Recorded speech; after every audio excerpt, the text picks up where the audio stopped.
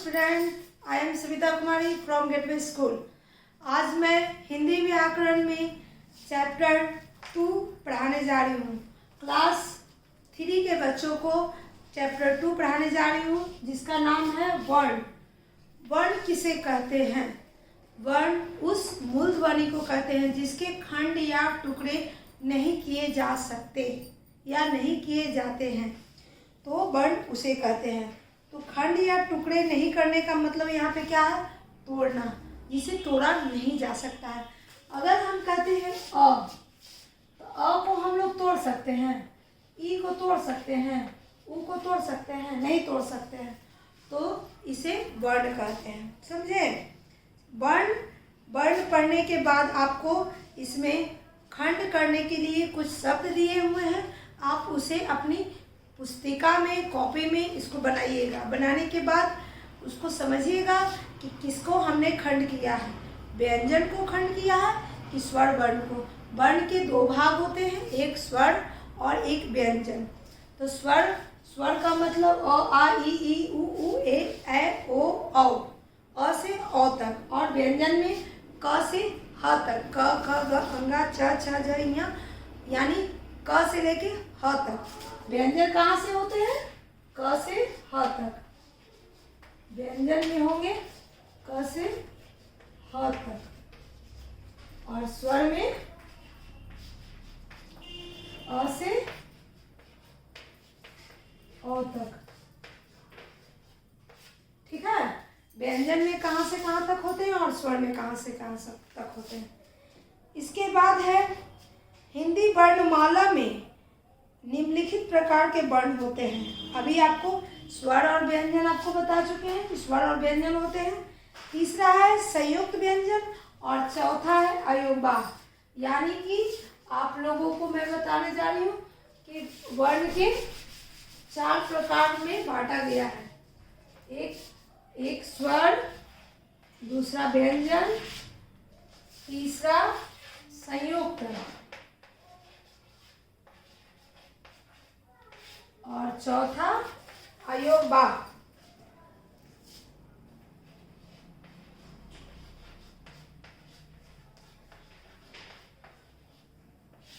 ठीक है? तो स्वर और व्यंजन को तो हम लोग समझ चुके हैं। अब पढ़ते हैं संयुक्त। संयुक्त का मतलब होता है जुड़ा हुआ। जब 2 व्यंजन जुड़कर कोई एक व्यंजन बनाता है तो उसे हम संयुक्त व्यंजन कहते हैं। देखिए, छ, त्र, ज्ञ, इन तीनों व्यंजन में 2 व्यंजन जुड़े हुए हैं। जैसे छ है तो छ में आपको पता है क प्लस मूर्धन्य ष, त्र में त प्लस र, ज्ञ में ज प्लस ञ। तो इस प्रकार आप देखिए, संयुक्त व्यंजन में छ, त्र, ज्ञ होते हैं, यानी कि 3, और ये तीनों में 2 व्यंजन जुड़े हुए हैं। आधा क प्लस मूर्धन्य ष, आधा त प्लस र, आधा ज प्लस ञ। तो संयुक्त व्यंजन में हम लोग समझ गए कि संयुक्त व्यंजन 2 व्यंजनों के मिलने से बनता है और वह संयुक्त व्यंजन कहलाता है। उसमें क्या क्या हो गया? छ, त्र, ज्ञ। चलिए, ये समझ गए। अब उसके बाद हम लोग पढ़ते हैं अयोगवाह। अयोगवाह किसे कहते हैं? तो अयोगवाह में आपका आ जाता है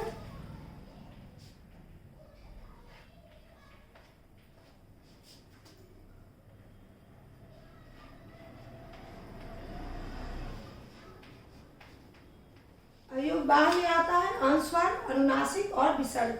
यानी अनुस्वार, चंद्रबिंदु और विसर्ग। ठीक है?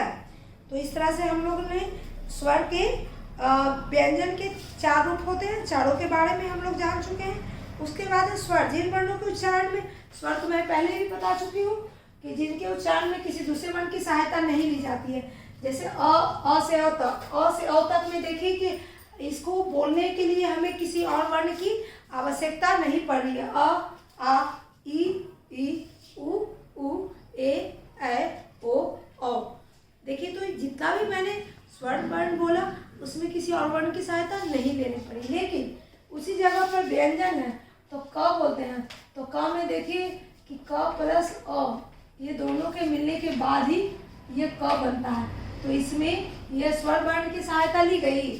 क बनाने के लिए हमें स्वर वर्ण की सहायता मिली, तभी तो क पूरा बना।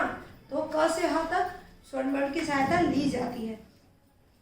निम्नलिखित 11 स्वर वर्ण कहलाते हैं। अ, आ, ई, उ, ए, ऐ, ओ, औ, एक री। ये 11 स्वर वर्ण होते हैं। स्वर के भेद, स्वर के 2 भेद होते हैं। स्वर वर्ण के भी 2 भेद होते हैं। इसके कितने भेद होते हैं? 2। एक होते हैं ह्रस्व और दूसरा होते हैं दीर्घ। ह्रस्व का मतलब छोटा और दीर्घ का मतलब छोटी ई, छोटी ऊ ह्रस्व, बड़ी ई, बड़ी ऊ दीर्घ। समझ गए कि स्वर के 2 होते हैं। ह्रस्व माने छोटा, दीर्घ माने बड़ा। हम लोग आ ई जब पढ़ते हैं तो हर्षीकार दीर्घीकार भी पढ़ते हैं मात्रा में। उसी तरह से छोटी ई, छोटी ऊ, बड़ी ई, बड़ी ऊ पढ़ते हैं। तो इसे ही हर्ष और दीर्घ कहते हैं। आगे पढ़ते हैं मात्राएं।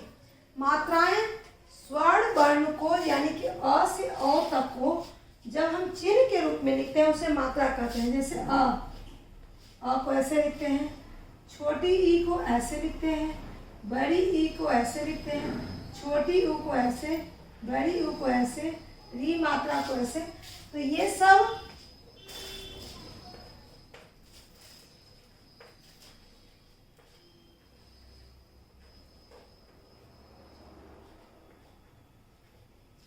इस प्रकार देखिए आप लोग, ये मात्राएं हैं, इसे ही मात्राएं कहते हैं। ठीक है, यानी कि स्वर वर्ण को जब हम चिन्ह के द्वारा लिखते हैं उसे मात्रा कहते हैं। एकदम सिंपल सा आंसर है।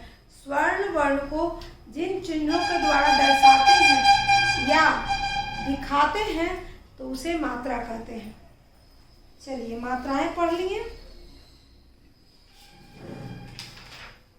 मात्राएं पढ़ने के बाद व्यंजन है। व्यंजन तो मैं पहले ही बता चुकी हूँ, क से ह तक व्यंजन होते हैं और व्यंजन के उच्चारण में स्वर वर्ण की सहायता ली जाती है। व्यंजन के भेद भी पढ़ना आपको है।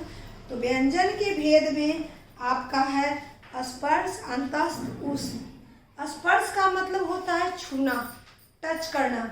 जब हम जिस व्यंजन को बोलने में हमारे मुंह के अंदर के पार्ट एक दूसरे से टच करते हैं, स्पर्श करते हैं, तो उसे अंतस्थ व्यंजन कहते हैं और स्पर्श व्यंजन कहते हैं।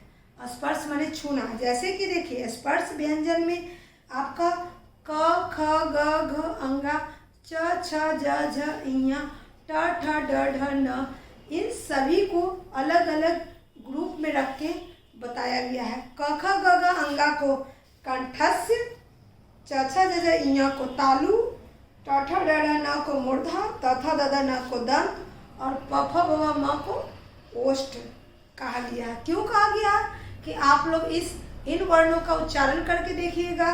कंठ, तालु, मूर्धा, दांत और ओष्ठ इसी का उपयोग होता है उच्चारण में।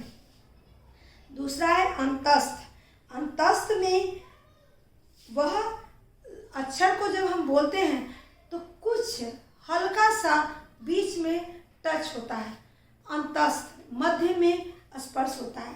तलव्य स, मूर्धन्य स, दंत स, ह। तो इसमें क्या होता है? हल्का स्पर्श होता है और ये अलग अलग वर्ण है, इसका कोई ग्रुप नहीं है। उसके बाद है उष्ण। उष्ण यरलव, यरलव, यरलव है जो अंतस्थ है और तलब सा, मूर्धन्य सा, दंत सा उष्ण है। सॉरी मुझसे मिस्टेक हुई।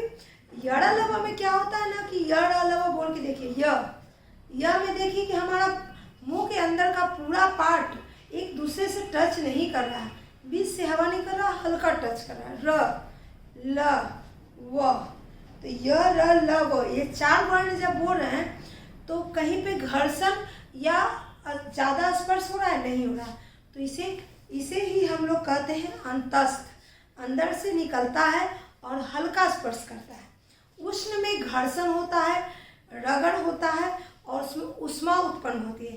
तलव्य स, सोचिए कि हमारे मुंह को बोलने के लिए कितना दबाव देना पड़ा, घर्षित करना पड़ा अपने मुंह के पार्ट को। तो इस तरह से उष्ण व्यंजन का हम लोग कहते हैं तलबसा, मूर्धनसा, दंसा, ह, दबाव पड़ा, प्रेशर पड़ा। तो हम लोग व्यंजन को भी समझ गए अच्छे से। उसके बाद है संयुक्त व्यंजन।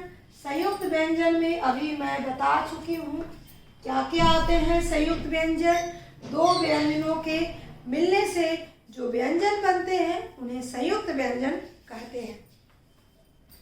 उसके बाद संयुक्त व्यंजन के बाद हम लोग पढ़ते हैं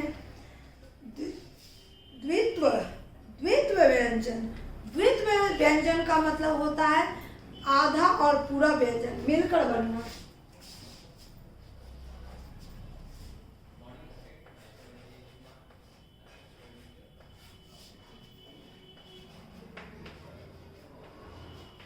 इसमें क्या होता है आपका द्वित्व व्यंजन में कच्चा,